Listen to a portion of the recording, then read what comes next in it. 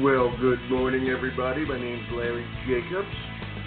This is Pre-K-12 Education Talk Radio on the 11th of April, 2024. And thank you so much for being with us today. Footsteps to Brilliance is with us today. They're going to tell you all about it. But basically, it's a high-tech literacy program. A lot has to do with equity. As you know, we are the American Consortium for Equity in Education. Has to do with community and parental involvement in a high-tech solution that is going to be extremely important in these days post-pandemic.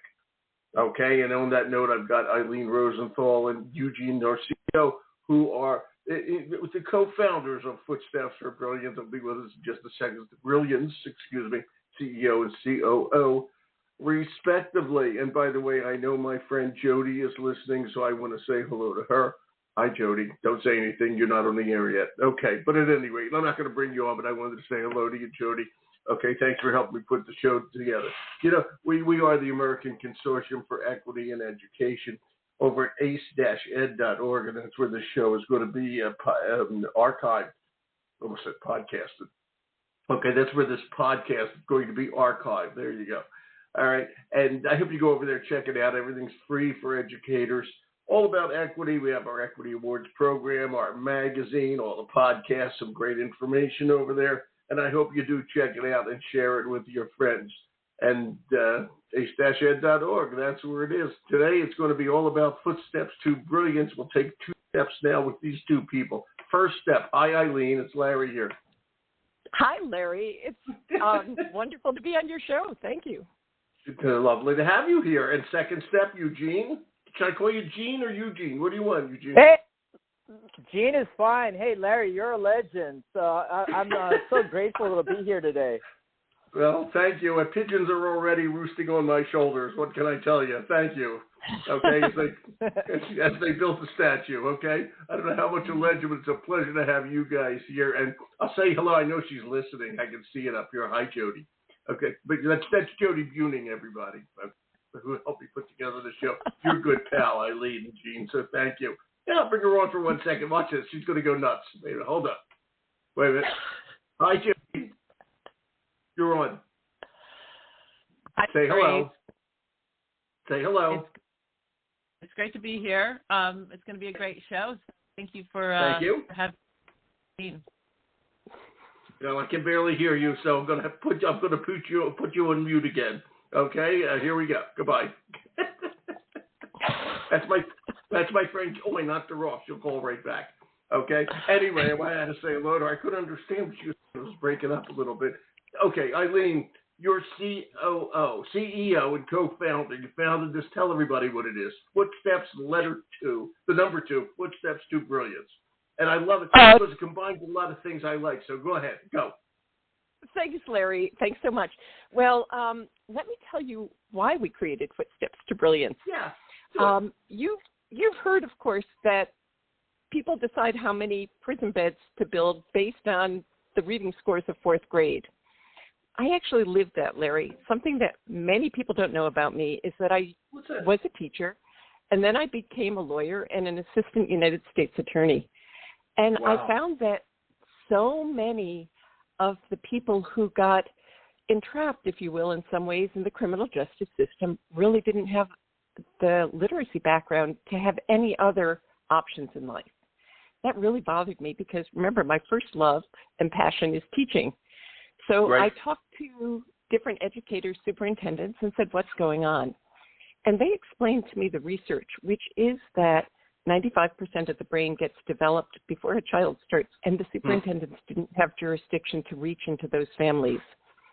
So based on that, Eugene and I talked about how we could create an equity model that would really reach children even before they came to school, but then work with them through elementary school so that they're reading proficiently. Because we know that if you don't come to school ready to learn, 88% don't catch up. That means by age 5, you've determined the trajectory of a child's life. Yeah. That's very true. You know, they talk about book deserts and learning deserts in urban and poorer neighborhoods, and those kids have less of a chance to succeed. It's exactly right. Okay? And Absolutely. you were dead on that. Yeah. Go ahead. Please continue.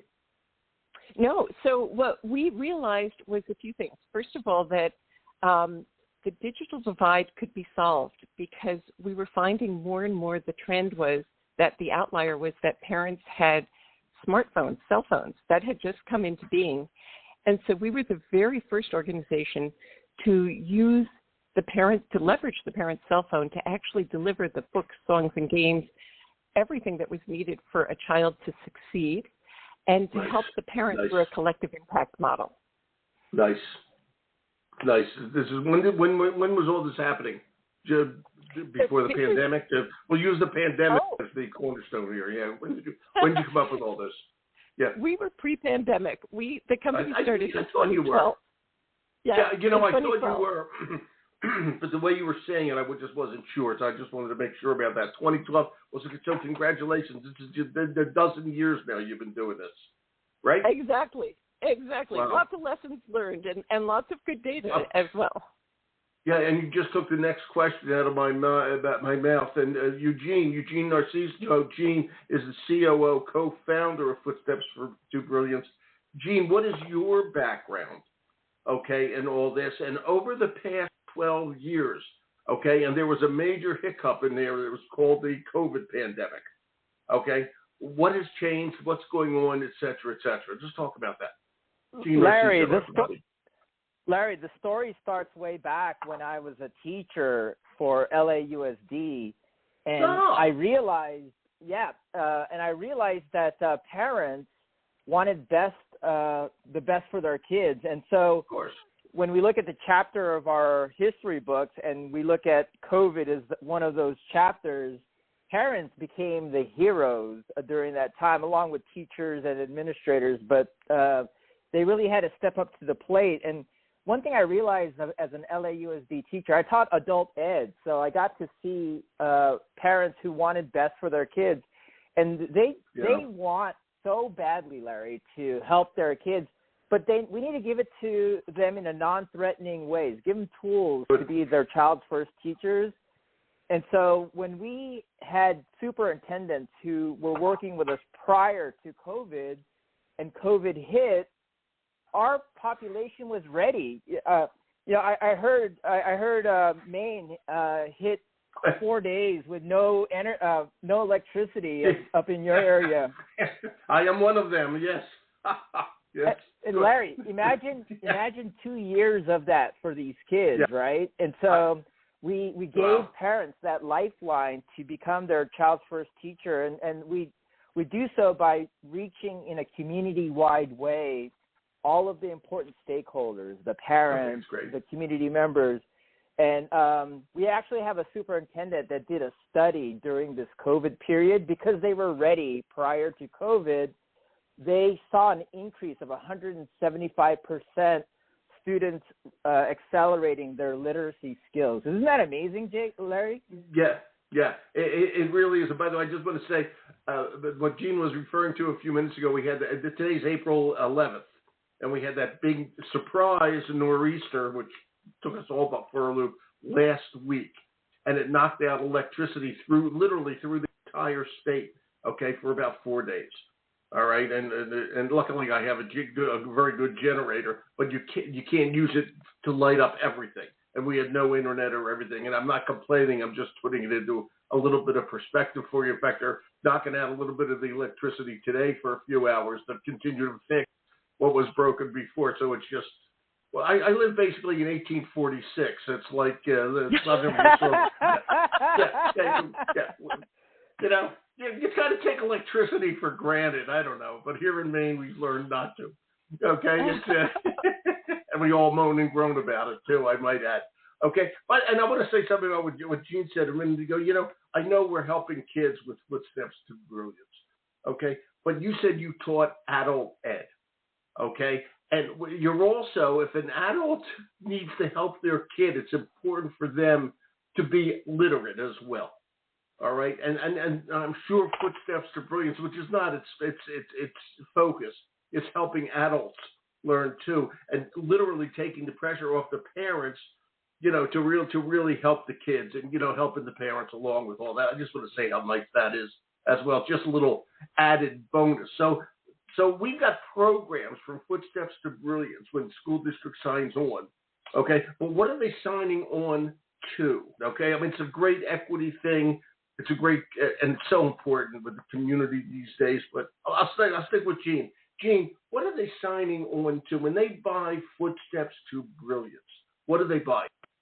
Not the parents, the teachers, the school district. Excuse me. Yeah, school district. Larry, let me paint a picture for you, because this is like a wonderful scenario of like working with amazing superintendents. Here's what they sign on for you. It's what we call a model innovation city. And what that is, it's citywide literacy that really goes beyond the school district and touches the community, the churches, the families. Nice. This is what you've been talking about, that 100% equity. And Ilene was talking about cell phones. So we've invented a platform that allows us to really light up any mobile device, any tablet. And, you know, with what we were just talking about, the generator, it's both online and offline. So when we have these deserts, these internet deserts, we're able to touch families in a very scaled way. And what happens on their phones and their tablets, we send over literacy materials to help kids get kindergarten ready and reading proficiently by third grade. And we do it both in English and in Spanish. So, Larry, that's the big picture of what we do. Wow. But what? I don't know if this is a dumb question or not. When you work with every school district has a different curriculum. All right. And when you're working, you know, they select different products, different programs, et cetera, et cetera. Okay. When they select your program, how does that fit in? Or maybe it is the program. And I'm just trying to get a sense of this. Okay. What the school district is using, okay, how does Footsteps to Brilliance fit into that? Is it the curriculum program they're using, or is it an add-on to what they're already using? And maybe that's the question. Ilene, help me out with all that. I hope I may have seen that question properly. Larry, you're asking an excellent question, because we're in a world where teachers are totally overwhelmed, and they all adopt different core English language art curriculum. But the problem is one curriculum doesn't differentiate for every student. So with Footsteps to Brilliance, what we've done, and you know that's crucial. And so what we've done at Footsteps to Brilliance is that we look at the scope and sequence of all of those curriculi, and then we align curated packets of interactive, fun activities, really joyful. Oh, I got it. That align with whatever the teacher's teaching. So it's no longer a disconnect. The kids aren't put on a computer that has nothing to do with what's happening to the teacher. But what we're finding is not only does this give teacher wonderful information, they have the data, we then let them see where there's areas of weakness. And where there's areas of weakness, what does a teacher do? Well, it would be hard to find all of the resources to fill that. But with Footsteps to Brilliance, with the click of a button, they can assign curated, targeted activities that the child can work on. But Larry, the really exciting thing is that we've discovered something else. Because we can be used during the school day, after the school day, and after school with parents, that now you can start pre-teaching what the child's going to see the next day in class. And so what exactly. So the real difference between the kids who come in confident and not are the ones who have had the benefit of having a lot of exposure and background knowledge. Now any tutor can give it, because the child opens their tablet or their computer and they have these lessons that are going to be reinforced the next day in class. So they're coming to school confident, and the result is that they're tripling their gains on literacy by the end of the year. Oh, that's great. That is really good. How many school districts are you working with, Ilene? Oh, gosh. We have over 2 million students using us. And in terms of the number of districts, probably over 200 districts. That's fabulous. That's just great. And are you, Ilene, are you in California? Where are you? I'm actually on your coast. I'm in D.C. Okay. And Gene, you're in California? I grew up in Los Angeles, but now I'm in Chicago, so I've given up the palm trees for snow. Yes, you have. Gene is one of those guys you see on the news a few years ago buying a snow shovel when the snow started to fall. Okay? Yeah. Oh, really? I need this. Okay. Where are you in Chicago? I used to live there. So I'm in the south side suburbs of Palos Park. Yeah, so you must be a White Sox fan, huh? Oh, you know what? I wish. I barely have any time for sports, Larry. So, I tell you, my family, though, that they are White Sox fans. Boo. I used to live on the north side. Cubs fan. Sorry, pal. What can I tell you? Okay. Sorry about that little diversion there. We'll just go into this. You know, I love this part. I just want to get into this for a second. I love it when teachers take what they know and do something further with it. That's kind of what you did. In between, you happen to be a U.S. attorney. But I want you to take a little bit of the road. You're obviously you're a female, but you know, we always look for female leadership because it's so much of a female profession.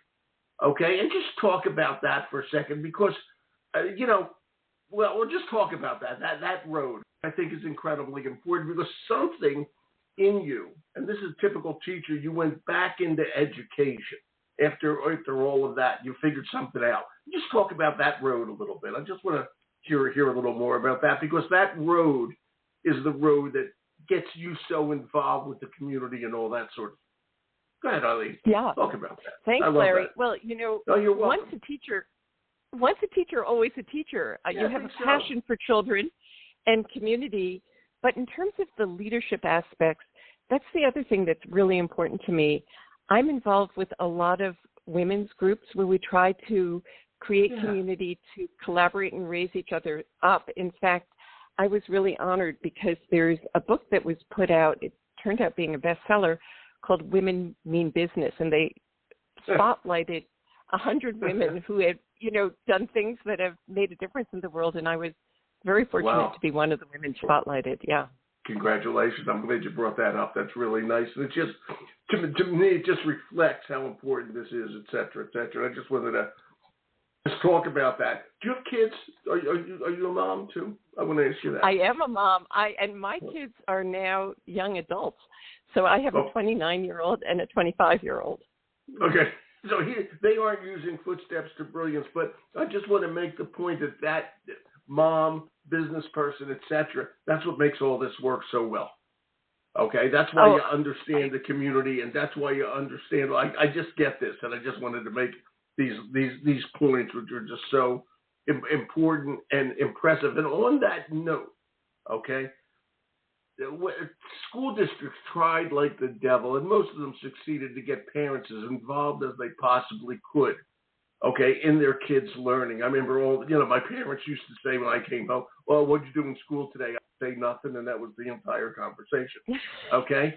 Yeah, okay, that's probably kids are still doing. What'd you do today? Nothing. Okay, but, okay, you're asking parents from school districts that have Footsteps to Brilliance to spend about 15 minutes a day.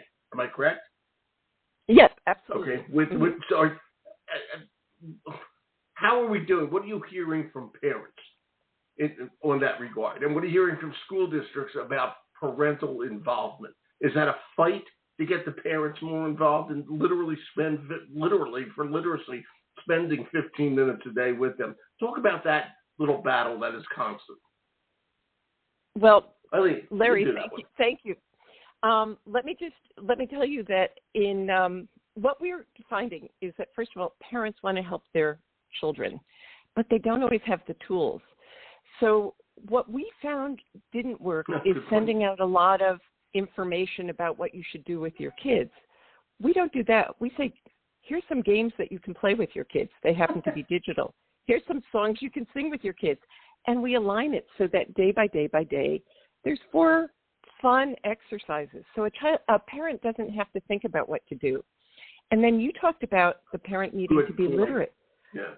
Well, we actually take that into account. So the beauty of technology is that it can amplify what happens in the classroom and give even parents who haven't had the education themselves the ability to, we call it lapware, have the child sit on their lap. They click a button and the story gets read to them.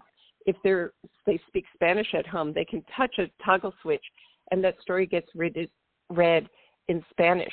We have interactivity within the pictures of the book so that the kids can be laughing with their parents and they can be talking about it. So all of those things that we train teachers to do, we actually build right into the software and make it easy. It's an easy button. Well, yeah. That's good. Who developed the software to do it? That what you just said was really interesting. Okay, who developed all this and who continues to develop it? What's going on? Who does that? So, who's your team? Whatever. Yeah, however you want to say that. I'll let Eugene actually answer this one. Eugene, you want to take Go this for one? it. Yeah, Larry. Eugene? We from the very beginning, it was really our love child. So we have a core team of the brightest people who really solve huge problems, and we've developed this from the beginning. So all of this is our own stories, and we've really hired the best writers from the industry to bring the joy of learning to kids. We want to make sure that it's fun, so we've got people who really specialize in like gaming as a pedagogical vehicle, making sure that whatever we do, it's fun for kids, and in the end, we always want to make sure that it's academically sound. So our academic team are the best of the best, and they're always making sure that what we're doing is aligned back to the schools. Right, and actually that brings up a good point. How often, and I know you're doing it often, but I want to ask the question, how often is it updated? And the reason I'm asking about that, a lot of it, education needed to change post-pandemic. Okay, what worked before wasn't necessarily working after, and one of the major things that has changed, as everybody knows, is the way we teach reading. Okay, and I just want to get into, if you can, how often are you guys looking to change, update and change? And probably the answer is every day, but I want you to say that. Okay, and then Gene, you continue on that one if you want to. Yeah, Larry, the updates are on a regular basis. So we have major updates scheduled throughout the year, but the most important thing is that we listen to teachers, we listen to administrators, Excellent. We listen to parents, because in the end, we got to make sure that we understand those are the people that we're servicing. And so the majority of our updates actually come from teachers saying, hey, wouldn't it be cool if we could do this, this, and that? And our team really listens and we put it into play. Wow, good, and thank you. And I knew you were going to say that, but I wanted you to say it, not me. Okay, because it's cool. Eileen, what's the model innovation? I got this note from Jody. Model Innovation Community Program. Okay, what's that? Mm-hmm.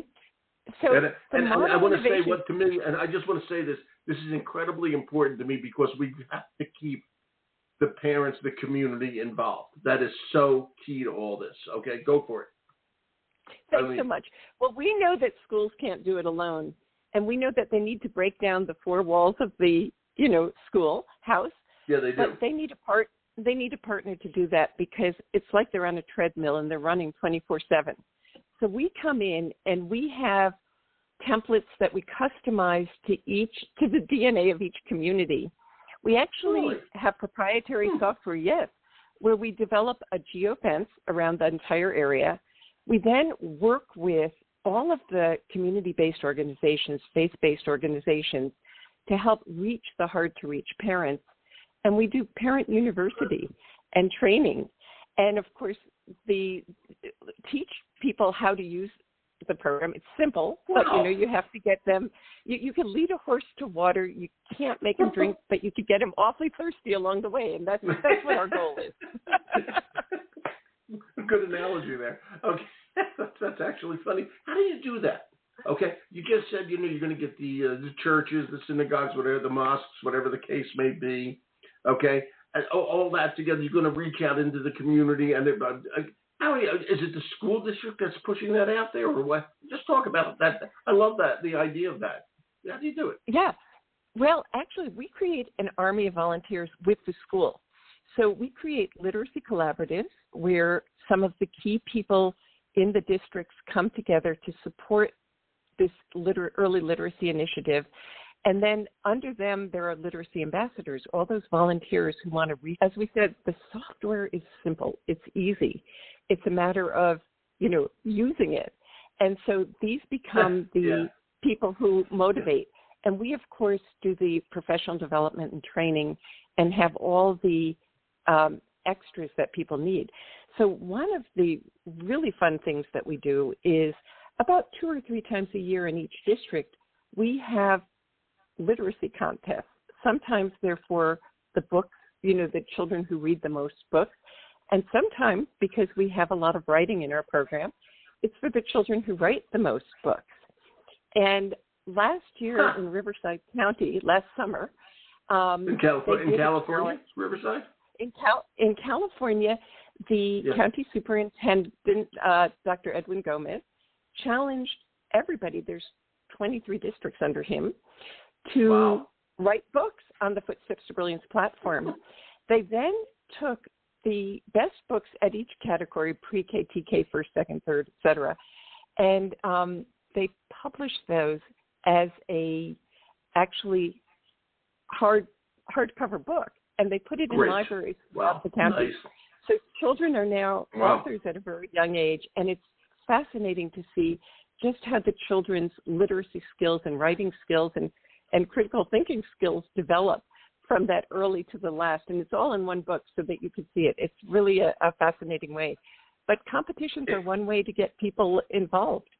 And I have to tell you one other thing. In San Bernardino County, the county superintendent, Ted Alejandre, actually wanted to do even more. And so we partnered with him, their PBS affiliate, KVCR, to create the first ever transmedia program, Larry. That's where you can, that's where, think about this. You can see a program in English. They use their own teachers, and in Spanish. And then you can take, they're all using content from Footsteps to Brilliance. Then you can download the books. So now you can be practicing reading the books. And then we could start sending them interactive games that connect to those books. And then you can create contests from it so that you really have a direct connection to the parents through all the different media that they can use. You got to really feel good about this because this has been a challenge for school districts. And I want to go back and say you've been doing this since 2012. When that pandemic hit, it was very important for the schools to be able to work with the parents. And if I may, you guys laid a good foundation for that. And the school districts that you were working with prior to the pandemic, I would bet you had a no pun intended here, a greater foothold into the community, okay, than one since. And I think it's important that everybody gets started about this because you never know when something's going to happen. It's so important to get the community involved, and you've got that. And you've got proof, you've got the data. And actually, this is an interesting question. I'll let Gene this. Okay, you've got the data that shows that it works. But Gene, as school districts are using the programs, okay, you're getting a flow of data in, obviously. All right, how does the program relate that data back to the educator, the classroom teacher, so that they can make the changes and understand what's going on? What's the feedback on all this to the educator? Gene. Larry, your question is so important because we... Thank you. That's why they pay you the big bucks, Gene. That's why they pay you the big bucks. Yeah. Larry, I'll follow you any day. So here's the thing, Larry. The teachers are really our heroes here, and we need to make their jobs easier, especially after COVID. And with the growing diverse population that's happening in the United States today with science of reading, teachers feel a whole shoulder's worth of what feels overwhelming. We are the easy button. We give teachers real-time data. So the kids are playing these games that Ilene was talking about, and they find it engaging, and it feels like they're playing these games, but their educational content aligned to the core curriculum that the teachers are doing. So if you can imagine, Larry, week number 3, day number 2, I'm teaching XYZ in my class. Footsteps to Brilliance, we have games that are aligned to those topics, and the teachers have a report that says, hey, here's Larry, here's Eugene. Larry's doing really awesome in the class, but Eugene is in that yellow zone. Maybe look at Eugene. Yeah, I think you'd probably be doing better than me, more. Gene. You'd be doing better than me, Gene. Well, I would. You know why, Larry? Because the teacher can say, assign something to Eugene so he can go right next to Larry and have that conversation about that topic. That's the key. Well said. The feedback is so darn important in all this. I mean, the Footsteps to Brilliance, it's just done properly here. And it covers that important base, and I can't say enough for this. I keep going back to it about community involvement. It's just so darn important because, again, we needed it. A lot of school districts tried it, but they weren't where you guys were, and it's just so important because we're going to need it again, as we all know, the future. Okay? So I've got it all linked here, Footsteps to Brilliance, that letter, I keep saying letter, number 2, FOOTSTEPS2BRILLIANCE.com. Okay, it's just really great stuff you put together. Eileen, thank you. Gene, thank you. This has been fantastic. I learned a lot. This is great stuff. Thank you so much, Larry. I really mean it. I mean, you guys put together something that's I don't know how the hell you put it together. Gene, you're a teacher. Eileen, you're a lawyer. I don't know how you came up. How did you come up? I'm going to ask this question before we end. How did you come up with this, Eileen? Okay. How did you do it? Where did you go to begin? Eileen, you're smart. Well, tell me. Where did you go? How'd you do this? I just want to get into that Larry, for a second. Remember that my background is teaching. Okay, so I am a teacher, even though I did go for a little while to the darker side, to lawyering. And but you're not a technology dude, yet look what you've come up with. I mean, this is really cool and ahead of the curve. You too, Gene, by the way. Okay, but I'm serious about this. You guys really were ahead of the curve. You have no idea how ahead of the curve you are in terms of building the community relationship to continue the literacy process, especially for people who are underrepresented. You really came up with something that covers a lot of bases. This is really cool. Do you think you could talk to Congress and get them working better? You know, actually, I think the answer is yes. Very much so. Because we keep spending money to do the same old, and getting the same result. And if you don't start early, if you don't get the parents involved, if you don't unite the community, you're going to always get those same results. So during COVID, one of the things is we kept getting superintendents who would email or call us and say, you saved us, because they had the infrastructure already. Yeah. I believe that. Yeah. Mm-hmm. So don't leave education, but add Congress to this, I'm telling you, because they need some Footsteps to Brilliance. Yes, Gene? What were you saying? Yeah. Gene? Larry, for me, the reason why we started this is because Ilene and I spent so many years in prior organizations putting Band-Aids to the problem. It was remediation, it was dropouts. And so we wanted to create an audacious goal. And so our origin story was, how about if we could cure this thing once and for all? And the research is clear. If you focus on early learning, everything that we spend our money on after third grade is catch-up. And so this, to us, is our legacy. It really is trying to say, this is an audacious goal. Let's tackle this with the best superintendents in the United States, and let's see if we can solve this problem once and for all. Right. Well, I'll tell you, I'm just so impressed with all this. I really am. I hope we can do more together. Okay. Eileen, thank you. Okay. Thank you so much for being here today. This was great. And Gene, thank you. And I'll say it. Good luck to the White Sox. Say it begrudgingly. What a pleasure, Larry. This has been a pleasure. Thank you, guys, both of you, and continued good luck and enjoy the springtime. It be coming. All right. Thanks a million. Bye-bye. Thank you. Bye. Bye. Bye. Bye, Gene. Okay. Well, that was so much fun. Thank you, and thank you, Jody Beauty, for helping me put all this together with such wonderful people and such a good product. I hope you all check it out. I do have it linked up here, Footsteps 2. That's the number 2, FOOTSTEPS2BRILLIANCE.com. Not only a good product, but an interesting background to the company. I mean, it really covers a lot of bases there. Check it all out. All right. They've got all the testimonials and endorsements to prove it. We'll archive over at ace-ed.org. Can't thank everybody enough for listening and for being here with us. I'm Larry Jacobs. Thank you for listening.